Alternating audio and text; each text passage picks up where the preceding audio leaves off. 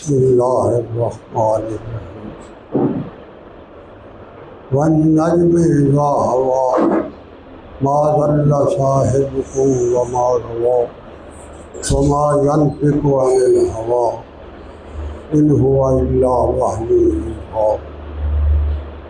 اللهم سبحانك لا علم لنا إلا ما علمتنا إنك أنت العليم الحكيم رب اشرح لي صدري ويسر لي أمري واحلل عقدة من لساني يفقهوا قولي رب زدني علما یا رب صلی وسلم دائما ابدا علی حبیبک خیر الخلق کلهم۔ واجب الاحترام جناب ڈائریکٹر صاحب، قابل صد احترام حضرت پرنسپل صاحب،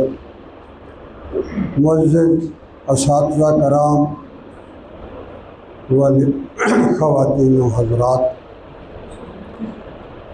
اللہ تبارک و تعالیٰ کا احسان عظیم ہے کہ اس نے ہمیں اس جہان کے اندر چند ایسے انعامات عطا فرمائے ہیں جو انعامات اور انسانیت کے حصے میں نہیں آئے۔ مثال کے طور پر اللہ تبارک و تعالیٰ کی انسانی مخلوق تو اس کے حضور برابر ہے، مگر چند ایسے انفرادی اوصاف اور خصائل اور ایسے اوصاف ہیں جن سے صرف اور صرف اہل ایمان مستفید ہیں، جن کو اللہ تبارک و تعالیٰ کی طرف سے ایمان بطور انعام عطا ہوتا ہے، انہیں ہی وہ خصائص اور وہ خوبیاں عطا ہوتی ہیں۔ مثال کے طور پر اسلام اللہ کا انعام ہے، اللہ کا یہ ذاتی کلام ہے، اس میں آپ صلی اللہ تعالیٰ علیہ وآلہ وسلم کی نبوت کا فیضان ہے اور 23 سالوں پر محیط جبریل امین کی اڑان ہے، اور یہ سب کچھ صرف اس کے لیے ہے جس نے بحیثیت انسان اللہ کی ذات کے ساتھ کوئی نہ کوئی نسبت رکھی ہے اور اس نسبت کو لے کر اس جہان میں زندگی گزار رہا۔ باقیوں کو یہ نعمت بحیثیت انسان بھی عطا نہیں، تو اس لیے میں کہتا ہوں کہ اللہ تبارک و تعالیٰ کا شکر ہے، اس کا احسان عظیم ہے، یہ اس کا انعام ہے کہ ہمیں اس نے اپنے پاک نام کی نسبت عطا فرمائی، اور اس نسبت کا نام قرآن ہے اور آپ صلی اللہ علیہ وآلہ وسلم کی نبوت کا فیضان۔ اللہ تبارک و تعالیٰ نے اپنے پاک کلام میں ایک کسی بات پر اہمیت کو واضح کرنے کے لیے قسمیں کھائی ہیں، اور اس کا مطلب یہ ہے کہ اس کی بات تو قسم کے بغیر ہے، اس کی علیہ باللہ کوئی اہمیت نہیں، ایسی بات نہیں ہے۔ جن پر اس نے قسم کھائی ہے اس کا مطلب ہے اس بات کی امپورٹنس ہے، وہ بات سننے کے قابل ہے، وہ سمجھنے کے لیے بڑا ضروری ہے، کیونکہ کل کو ہمارا ایک تعلق اس کی ذات کے ساتھ ایسا ہے جس کی بنا پر ہمیں اس کے حضور کھڑا ہونا ہے، اس کے سامنے جا کر ہم نے بات چیت کر دی، اور پوری انسانیت اس میدان میں بیک وقت اس کی نگاہیں ہم پر ہوں، کیونکہ ہر ایک کا جو حساب ہے وہ انفرادی ہے، جماعت کی صورت میں نہیں ہوگا۔ ہر بندہ جو اللہ کے حضور حاضر ہوگا وہ اکیلا فردن فردن جائے گا، باقی لوگ اس کو دیکھ رہے ہوں گے کہ اس کے ساتھ کیا بیت رہا۔ اس لیے اس کی تیاری کے طور پر ہمارے پاس اللہ تبارک و تعالیٰ نے جو مینڈیٹ اس جہان میں دیا ہے اس کی امپورٹنس تو ہے نا۔ اور پھر اس مینڈیٹ کو انسانیت پر نشر کرنے کے لیے اس نے جس ذات کا انتخاب کیا ہے وہ ذات بھی عجیب تر ہے۔ کیا ہے؟ ہم صبح سے لے کر شام تک اپنی مرضی سے بات کر سکتے ہیں، جو دل میں آئے کہہ سکتے ہیں، جو اظہار ہم کرنا چاہیں غلط صحیح وہ بے باکانہ کر دیتے ہیں، مگر اللہ تبارک و تعالیٰ نے اس انسان کو ایسا بنایا جس جیسا کسی کو نہیں بنایا، اور اس سے پہلے اس کے تعارف سے پہلے قسم کھا رہا ہے وَالنَّجْمِ إِذَا هَوَىٰ، مجھے قسم ہے اس ستارے کی جب وہ ستارہ ڈوب جاتا ہے۔ اب یہ عجیب سی بات لگتی ہے کہ اللہ تبارک و تعالیٰ اپنے ایک کسی اہم ترین بات کو ہمارے سامنے لا رہا ہے مگر اس سے پہلے ستارے کی قسم کھا رہا۔ کیا ہے وہ؟ اس پر علماء کرام نے بہت عجیب و غریب موتی پروئے ہیں بحث۔ ستارے سارے اللہ تبارک و تعالیٰ کی طرف سے رات کو آتے ہیں اور صبح کو چلے جاتے ہیں، مگر اس میں وہ کہتا ہے ایک ستارہ وَالنَّجْمِ إِذَا هَوَىٰ، مجھے قسم ہے اس ستارے کی جو ڈوب گیا ہے۔ کون ہے؟ عرض یہ ہے معزز خواتین و حضرات کہ اللہ تبارک و تعالیٰ کے انبیاء کرام کی جو جماعت ہے وہ آسمان ہدایت پر چمکتے ہوئے ستارے ہیں۔ اللہ تبارک و تعالیٰ نے ان کے ساتھ انسانیت کی فلاح اور بقا کا حکم جاری کر رکھا ہے۔ جب کہیں کوئی نبی تشریف لاتا ہے اور جو بات وہ فرماتا ہے وہ اللہ کی طرف سے ہوتی ہے اور اس کے نتیجے میں اس انسان کے رد عمل پر یا وہ جنت میں جاتا ہے یا جہنم چلا جاتا ہے۔ جنت اور جہنم کا تصور تو جو کلمہ پڑھتا ہے اس کو پتہ ہے کہ اس جہان کی زندگی میں میں جو زندگی گزار رہا ہوں اس کا انجام ان دو کے علاوہ اور کوئی نہیں ہے، اس کے علاوہ کسی انسان کے پاس کوئی آپشن نہیں ہے، وہ اس کے علاوہ کسی اور راستے پر جا سکتا ہی نہیں، یا تو اسے جنت میں جانا ہے یا اسے جہنم میں جانا ہے۔ اور انبیاء کرام علیہ الصلاۃ والسلام کی ذات مطہر مقدس انسان کو پکڑ پکڑ کر اسے بتا بتا کر زندگی کے ہر شعبے، ہر قدم، ہر آن، ہر سانس، ہر دل کی دھڑکن اسے بتا رہا ہوتا ہے کہ تم جس راستے پر جا رہے ہو، جو حرکت کر رہے ہو، جس طرف تمہارے نظریات اور افکار اور رجحانات جا رہے ہیں اس کا انجام کیا ہوگا۔ تو عقل مند ترین انسان تو وہ ہے جو اس بات پر کان دھرے، اس بات کی اہمیت کو سمجھے، پھر اس پر عمل کرے اور اللہ کے حضور جب کھڑا ہو تو سرخرو ہو جائے۔ تو اللہ تبارک تعالیٰ نے فرمایا وَالنَّجْمِ إِذَا هَوَىٰ، مجھے قسم ہے اس ستارے کی جو ڈوب گیا۔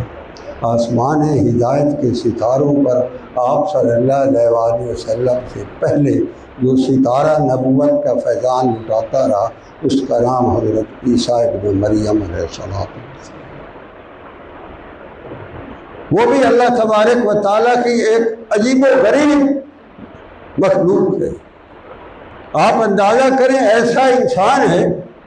جو اللہ تبارک و تعالیٰ اس جہان میں بطور ایک اولو العزم رسول کے لایا ہے، اس ہستی کو صاحب کتاب بنایا ہے، اور وہ جب آیا ہے اس جہان میں تو ایسے منفرد انداز میں آیا ہے کہ ساری دنیا حیران رہ گئی۔ یہ بھی اس کی ایک عجیب قدرت کاملہ کا مظاہر، اس ستارے کی قسم کھا رہا ہے۔ اور جب وہ آیا ہے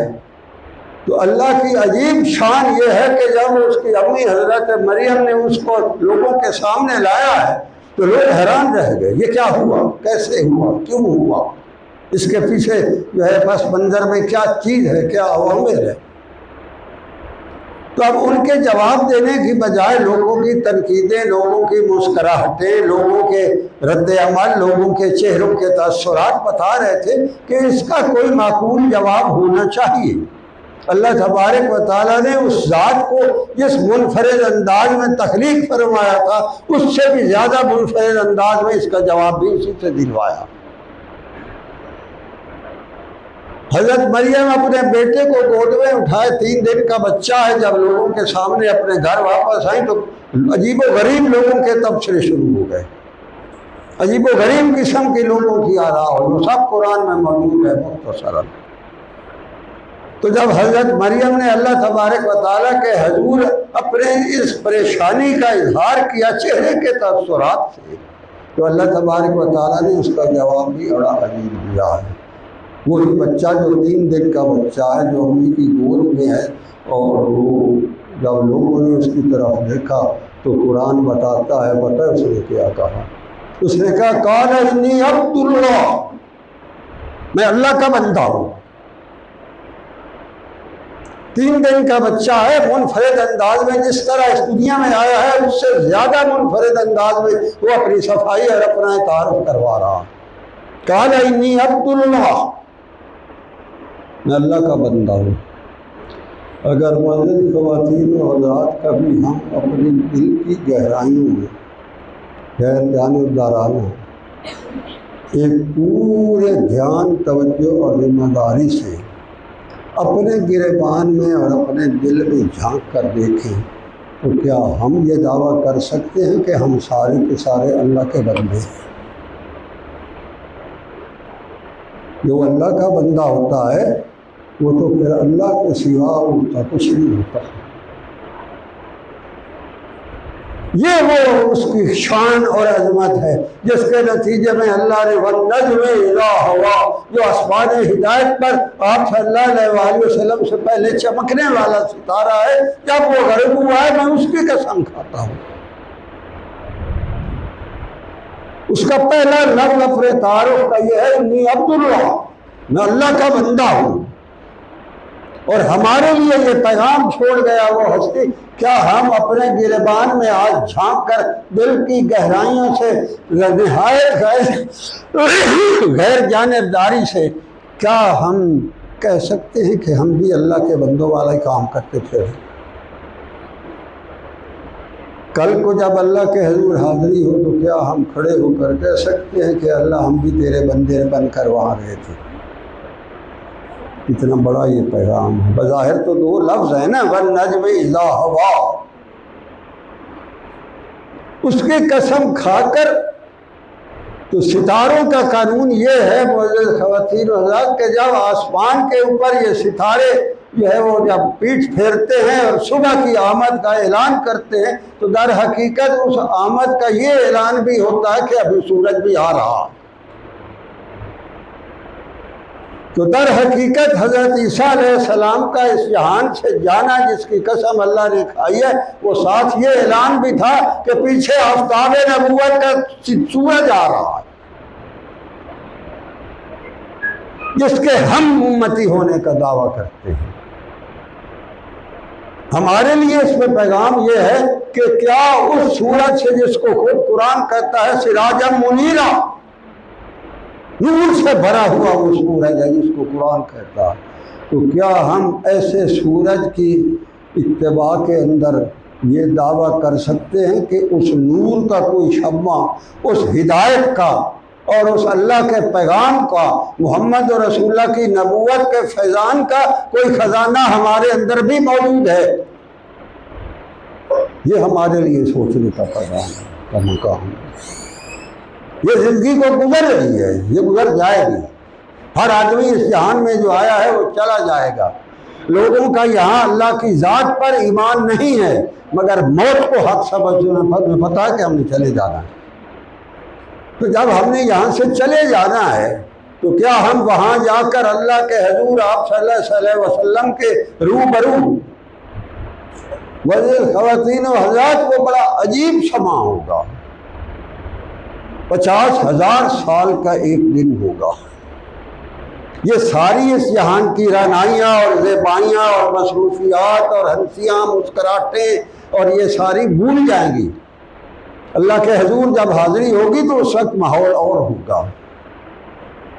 اس ماحول کی طرف اللہ اس جہان میں ہماری توجہ مبذول کرا کر یہ بتانا چاہتا ہے کہ تم جو کچھ کر رہے ہو اس کا انجام کیا ہوگا۔ جب تم میرے پاس آئے گے تو اس وقت کس انداز میں آؤ گے۔ تو عرض یہ ہے کہ جو نبی کریم صلی اللہ علیہ وسلم جس کو قرآن سراجا منیرہ کہتا ہے، سورج ہے، اور آپ صلی اللہ علیہ وسلم کا فیضان جس پر چمکا ہے، اس نے دنیا کو متاثر کیا ہے۔ صحابہ کرام رضوان اللہ تعالیٰ علیہم اجمعین پر اللہ کے دین کی عظمت اور تقدس کا اور فیضان نبوت کا جو اثر تھا، وہ صحابی یا صحابیہ چلتا ہوا نظر آتا تھا تو لوگ کہہ اٹھتے تھے یہ محمد رسول اللہ کا غلام یا اس کا غلام آ رہا ہے یا جا رہا ہے۔ مختصر عرض کروں، احادیث مبارکہ کی روشنی میں آپ صلی اللہ علیہ وسلم کو جب معراج ہوا تو یہ مستند روایت ہے کہ جب جبرائیل امین آپ کو جنت کی سیر کروا رہے تھے تو آپ صلی اللہ علیہ وسلم نے ان سے پوچھا یہ بتاؤ کہ کیا ہمارے علاوہ بھی کوئی جنت میں اور آیا ہے؟ تو جبرائیل امین نے عرض کی یا رسول اللہ یہ تو کھولی ہی آپ کے لیے گئی ہے، آج اس کے بعد تو اور کوئی بند ہو جائے گی، کوئی نہ آیا ہے نہ آ سکتا۔ تو آپ صلی اللہ علیہ وسلم نے فرمایا مجھے کسی آدمی کے قدموں کی چاپ سنائی دیتی ہے جو شاید ہم سے آگے چل رہا ہے یا کیا ہے، کوئی اور ہے، کون ہے وہ؟ تو جبرائیل امین نے عرض کی یا رسول اللہ یہ جس کو آپ کو قدموں کی آہٹ سنائی دے رہی ہے وہ آپ کا غلام جبرائیل کی جو اس نے کہا جو آپ کا غلام بلال حبشی ہے جو حبشہ سے آیا ہے، یہ اس کی شان ہے کہ وہ مکے کی گلیوں میں چلتا ہے تو اس کی دمک جو ہے وہ جنت میں سنائی دیتی ہے۔ تو اللہ کہتا ہے مجھے قسم ہے اس ستارے کی جو چلا گیا، وَالنَّجْمِ إِذَا هَوَىٰ مَا ضَلَّ صَاحِبُكُمْ وَمَا غَوَىٰ، میں نے آپ کے صاحب جو آپ کے لیے میں نے محمد رسول اللہ پسند کیے، جو آپ کو عطا کیے، جس ہستی کو میں نے ساری مخلوق میں سب سے عظیم تر بنایا ہے، جس کو سورج اور میں نے اس کو چمکتا ہوا چاند بتایا ہے، اس کو میں نے آپ کے حوالے فرمایا ہے۔ آپ بتاؤ مجھے اس ہستی کے ساتھ آپ کا تعلق کیا تھا؟ وہاں یہ سوال ہوگا۔ اس حقیقت کو ہر وقت اس زندگی میں ذہن میں رکھنا چاہیے کہ جب ہم سفید کپڑے میں لپٹے ہوئے ایک مٹی کے بہت بڑے ڈھیر کے نیچے آئیں گے اور اوپر سے مٹی آ جائے گی، اور اس کے بعد جب ہمارا معاملہ اللہ کے ساتھ سامنا ہوگا وہاں کیا ہوگا؟ یہ زندگی تو 50 نہیں تو 60 نہیں تو 100 نہیں تو 120 سال چلو ہو جائے گی، اس کے بعد کیا ہوگا؟ اور جو وہ جب جہان ہے اس کو اللہ کہتا ہے ہم فیہا خالدون۔ ضرورت اس امر کی ہے کہ ہم یہاں رہتے ہوئے وہاں کے معاملے میں ہماری سوچ ہونی چاہیے کہ جو کچھ حرکت یا جو بات ہم یہاں کر رہے ہیں اس کا نتیجہ وہاں کیا نکلے گا، اسی کو ایمان کہتے ہیں۔ ورنہ تو اگر آپ اپنی مرضی کی زندگی جیسے دل آیا ویسے کر دیا، جیسے چاہا وہ ہو گیا، اسی کو تو اللہ تبارک و تعالیٰ فرماتا ہے اولئک کالانعام بل ھم اضل، اللہ کے نزدیک کہ اللہ فرماتا ہے یہ جانور ہے جو پھر رہا ہے، کالانعام یہ جانور ہے، کالانعام بل ھم اضل اس سے بھی برا ہے، کیونکہ جانور میں تو اللہ تبارک و تعالیٰ نے یہ شعور سرے سے رکھا ہی نہیں ہے، وہ تو مکلف ہی نہیں ہے۔ ہم تو اپنی زندگی میں اس بات کے مکلف ہیں کہ اللہ کے حضور جب حاضر ہوں تو ہمارے پاس سند ہونی چاہیے محمد رسول اللہ کی سنت خیر الانام، اس کی قدر تو وہاں ہوگی، اس کی اہمیت تو وہاں ہوگی جب وہاں اور کوئی نہیں ہوگا، صرف ہم ہوں گے، اللہ کی طرف سے آنے والے جو سوال کرنے والے ہیں وہ ہوں گے، اور قبر کے اندھیرے ہوں گے۔ وہاں ایک سوال یہ بھی ہوگا، آپ صلی اللہ علیہ وسلم اور اس بندے کے درمیان پردہ ہٹایا جاتا ہے۔ حدیث مبارکہ ما حق حاضر الرجل، یہ بتا کہ تم نے اس ہستی کے بارے میں کیا کہتے ہو، یہ سوال بھی ہوگا، یہ حدیث مبارکہ۔ ہم اپنے گریبان میں جھانک کر یہاں دیکھ تو سکتے ہیں کہ ہم جب یہ سوال بھگتیں گے، سامنا کریں گے، تو ہمارے پاس کیا جواب ہوگا۔ زندگی تو اسی کا نام ہے۔ لوگوں نے آپ صلی اللہ علیہ وسلم کے پیغام پر عجیب و غریب رد عمل دیے۔ الیاذ باللہ، کسی نے کہا کہ ان پر جادو کا اثر ہے، کسی نے کہا یہ خود جادوگر ہے، ساحر ہے، کسی نے کہا یہ سب جو باتیں بتا رہے ہیں یہ ساری گھڑنت ہے، ان کا کوئی وجود نہیں۔ کسی نے کہا یہ شاعر ہے، کسی نے کہا یہ مجذوب ہے، الیاذ باللہ ان کا دماغی اسٹیٹس جو ہے وہ ڈیٹیریوریٹ ہو گیا۔ جب یہ ہوا تو اللہ تبارک و تعالیٰ نے اس کے بارے میں بتایا، جس کی بات تو حتمی ہے۔ وہ کہتا ہے معاذ اللہ صاحبکم وما غوا، میرے محمد صلی اللہ علیہ وسلم کے بارے میں کہیں یہ تصور نہ کر بیٹھنا کہ الیاذ باللہ وہ بھی بہک سکتے ہیں،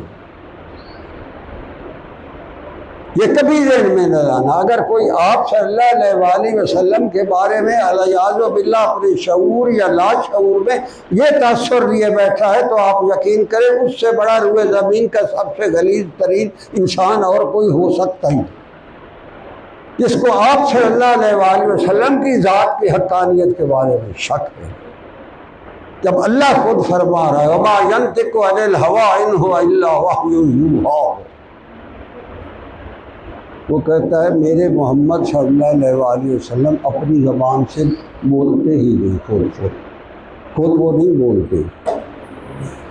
وما ينطق عن الهوى ان هو الا وحی یوحی، جو کچھ بھی اپنی زبان مقدس سے یہ بولتے ہیں وہ سارے کا سارا میری طرف سے وحی ہوتا۔ اسی لیے جناب یہ جو اللہ تبارک و تعالیٰ کی طرف سے آپ صلی اللہ علیہ وسلم کے احکام آئے ہیں، جو کچھ انہوں نے نشر فرمایا ہے، اس کی حیثیت یا قرآن کی ہے یا حدیث کی ہے۔ آپ صلی اللہ علیہ وسلم نے اپنے 23 سالہ دور نبوت میں جو کچھ ارشاد فرمایا ہے یا وہ قرآن ہے یا حدیث ہے۔ وہ انسان ہے وہ جس کے ساتھ ہمیں تعلق کا دعویٰ ہے، اور جب اس کے حضور حاضری ہوگی تو سمجھ وہاں آئے گی کہ جو دعویٰ تھا اس دعوے کی حقیقت کیا ہے۔ بڑا عجیب منظر ہے، قرآن بتاتا ہے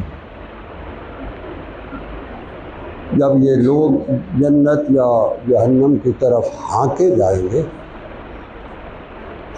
تو اس وقت اللہ تبارک و تعالیٰ کی ذات اپنے عرش پر جلوہ افروز ہوگی، وہ اوپر سے ہر انسان کو دیکھ رہا ہوگا کہ یہ جو انسان جا رہے ہیں یہ کس کماش کا آدمی ہے، اس کی حیثیت کیا ہے، اس نے میرے دین کے ساتھ کیا سلوک کیا تھا جب وہاں موجود تھا دنیا میں، یہ میرے سارے انعام کھاتا رہا، لٹاتا رہا، دندناتا رہا، مگر اس نے میرے دین کی عظمت اور تقدس کا کہاں تک احساس کیا تھا۔ تو جب یہ انسانوں کے ریوڑ چل رہے ہوں گے اور ملائکہ ان کو ہانک کر لے جا رہے ہوں گے تو اس وقت یہ سب کو دیکھ رہا ہوگا، سامنے آپ صلی اللہ علیہ وسلم مقام محمود پر ہوں گے، اللہ کی ذات عرش پر ہوگی، اور وہ بندہ جب گزرے گا تو اللہ تبارک و تعالیٰ فرمائے گا وَلَوْ تَرَىٰ إِذْ وُقِفُوا إِلَىٰ رَبِّهِمْ، فرشتوں کو حکم دے گا روکو اس کو، کھڑا کرو اس کو، اللہ کے حضور اس کو روکا جائے گا، اس کو کھڑا کیا جائے گا، اور اس کے بعد اس کو کیا کہا جائے گا؟ اس کو کہا جائے گا کہ کیا یہ بتاؤ مجھے جو کچھ میں نے نازل کیا تھا وہ ٹھیک تھا یا اس میں آپ کے تحفظات تھے، یا وہ سب ٹھیک ہونے کے باوجود اس میں کسی مزید امپرومنٹ کی ضرورت تھی، جیسا کہ آج کل کا ذہن کہتا ہے۔ یا اس کو نظر انداز کر کے یہود و نصارہ کے کلچر کو بھی ہم اپنا سکتے تھے، یہ ہمیں لبرٹی تھی، یا یہی ٹھیک تھا؟ اس وقت جب اس سے پوچھا جائے گا وہ کہے گا قالوا بلا وربنا، کہے گا اے اللہ یہی سب ٹھیک تھا، اسلام ہی ٹھیک تھا، سنت خیر الانام ہی ٹھیک تھا، یہاں کر ہمیں سمجھ آئی کہ جو کچھ تو نے نازل فرمایا تھا اور جس ہستی پر نازل فرمایا تھا، اس کے بارے میں تو نے خود فرمایا تھا کہ یہ اپنی زبان سے کچھ بولتے ہی نہیں، جب تک میں کہتا ہوں اس وقت یہ بولتے، وما ينطق عن الهوى ان هو الا وحی یوحی، یہ تو بولتے ہی میرے حکم سے، ان کی تو زبان اس وقت کھلتی ہے جب میں چاہتا ہوں، یہ تو سارے کی ساری وحی الہی ہوتی ہے۔ تو جب یہ سب کچھ سامنے ہوگا اس وقت وہاں ماننا پڑے گا کہ جو کچھ میں کہہ رہا ہوں وہ سب کا سب ٹھیک تھا۔ اسلام پر ہمیں آج بڑے تحفظات،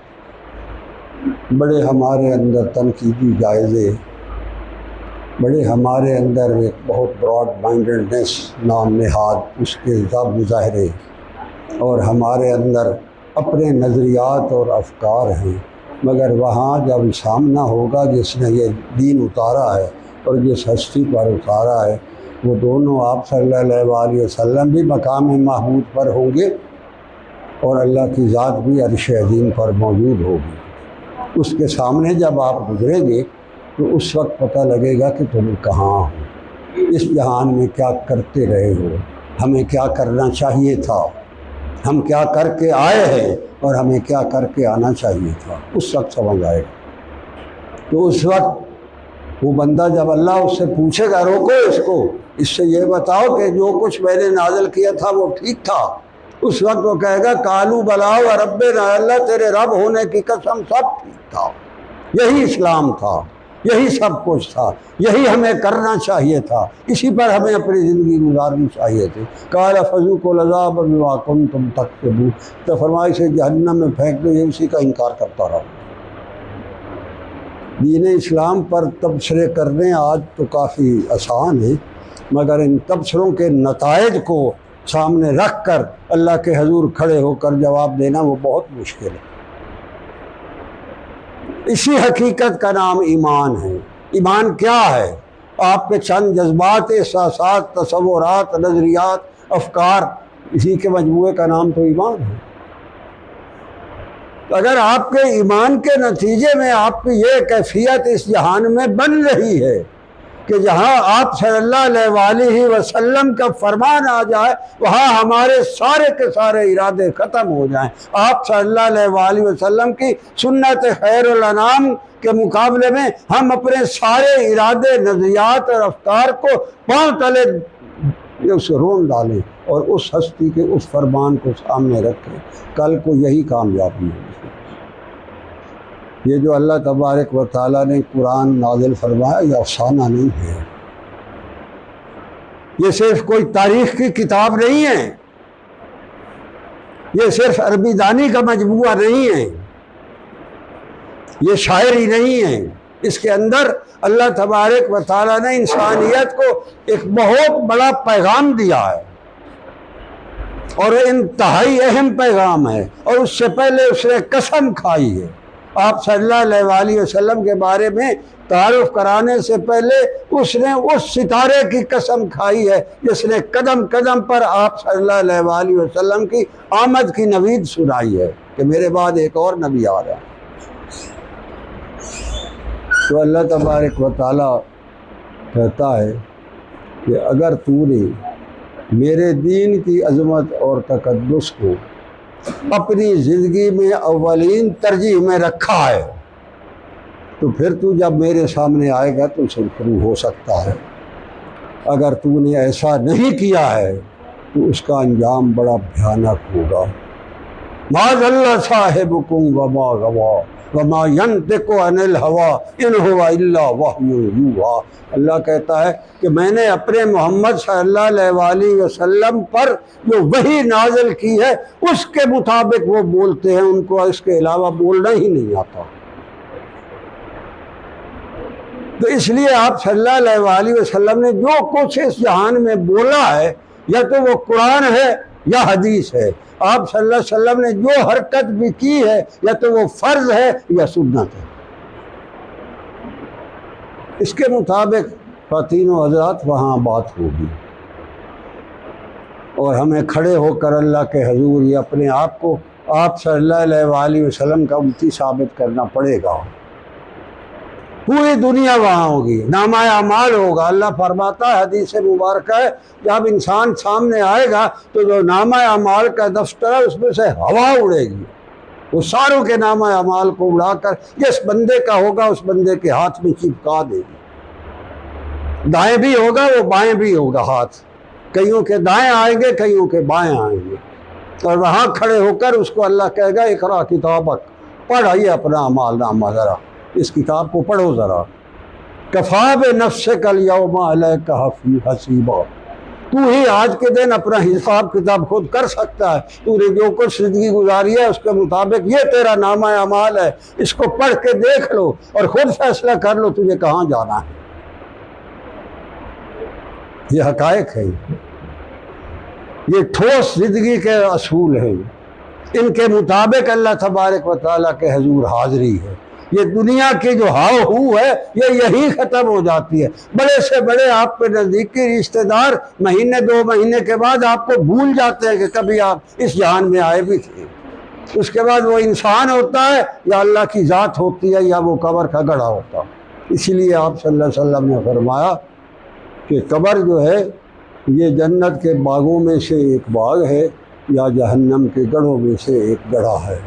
ہم اپنی زندگی کے ہر لمحے جو کچھ بھی کر رہے ہیں یا تو جہنم کے گڑھے کو ہم انلارج کر رہے ہیں اپنے لیے یا پھر جنت کی بہاروں کا ہم انتظار کر رہے ہیں۔ تو میری عرض یہ ہے کہ آپ زندگی کا جو بھی فیصلہ کریں، جو بھی آپ اپنی زندگی کے بارے میں اپنی رائے رکھیں، اس سب کی رائے کے اوپر یہ دیکھیں کہ کہیں جس کی ذات کی اللہ تبارک و تعالیٰ نے قسم کھا کر بتایا ہے کہ وہ بغیر وحی کے بولتے نہیں ہیں، ان کی ہر بات ہر حرکت سنت اور واجب کا درجہ رکھتی ہے یا قرآن اور حدیث کا درجہ رکھتی ہے، اس ہستی کے احکام کے تناظر میں آپ کہاں کھڑے؟ فیصلہ تو اس پر ہوگا۔ ہر آدمی کے پاس اللہ تبارک و تعالیٰ کا دی ہوئی عقل ہے، یہ فہم ہے، یہ شعور ہے، یہ اس کے پاس زندگی کو گزارنے کا فیصلہ کرنے کا اختیار ہے، اور اسی کے اوپر ہی بات ہوگی کہ میں نے تجھے اپنی زندگی کے اندر سب کچھ دیا، اس کے نتیجے میں تو نے اللہ کے دین کی عظمت اور تقدس کا کہاں تک پاس کیا۔ مختصر عرض یہی ہے کہ اللہ تبارک و تعالیٰ ہم سب کو اپنی زندگیوں کے اندر سب سے اہم ترین فیصلہ جو اس جہان کے بعد کی زندگی کا فیصلہ ہے، جس کے بارے میں قرآن کہتا ہے ہم فیہا خالدون، اس کا کوئی دوسرا کنارہ نہیں ہے، وہاں میں ہمیشہ رہنا ہے۔ ہماری زندگی کے اس اصولوں کے میں ہماری نظر وہاں ہونی چاہیے۔ لوگ جو ہے نا کسی کو جو ہے وہ انتہا پسند کا اور تشدد پسند کے جو تانے ملتے ہیں، ان تانوں کی حقیقت یہ ہے کہ جو یہ کہہ رہا ہوتا ہے اصل میں سب سے بڑا بے وقوف وہی ہوتا ہے۔ ایک ایسا آدمی جو اس جہان میں زندگی گزار رہا ہے اس کی نظر اگلے جہان پر ہے، کیا وہ وسعت نظر رکھتا ہے یا جس کو اس دنیا کے غلاظت کے علاوہ کچھ سمجھ ہی نہیں آتا وہ زیادہ وسیع نظر ہے؟ کون ہے؟ یہ سارے وہ ٹھوس زندگی کے حقائق ہیں جو ہمیں پیش آنے والے ہیں، جن کے بغیر کسی انسان کا کوئی چارہ نہیں، جن کو نظر انداز کر کے زندگی گزارنے کو قرآن کریم کہتا ہے یہ جانور پھر رہا ہے، اللہ کی نعمتیں روند رہا ہے، اللہ کے احکامات کی بجا آوری میں خود سر ہے، یہ باغی ہو چکا ہے، اور جانوروں کی طرح جو کچھ اس کا دل آتا ہے وہ کرتا ہے۔ اللہ اور اس کے رسول کے احکامات کو اس کے ذہن میں ذرا بھی برابر نہیں آتا۔ تو اللہ کہتا ہے بالہم اضل، یہ اس سے بھی برا ہے۔ جانور کو تو اللہ نے شعور نہیں دیا،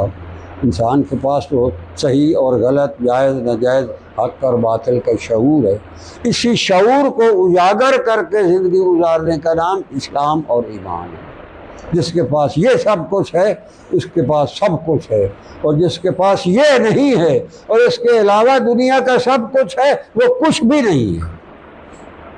اللہ کریم ہم سب کو اپنے دین کی عظمت اور تقدس کا ادراک عطا فرمائے، اور دین اسلام پر چلنے کا حوصلہ اور ادراک اور جذبہ عطا فرمائے،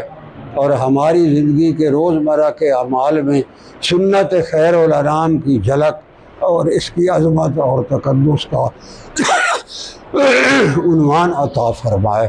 میری دعا ہے آپ لوگ اپنی زندگی کے سفر میں کامیاب ہوں، اور اس کامیابی کا معیار آپ کے اندر اللہ اور اس کے رسول کی اتباع اور اللہ کی رضا کا احساس ہونا چاہیے۔ اللہ کریم ہم سب کو توفیق عمل عطا فرمائے۔ وآخر دعوانا ان الحمد للہ رب العالمین۔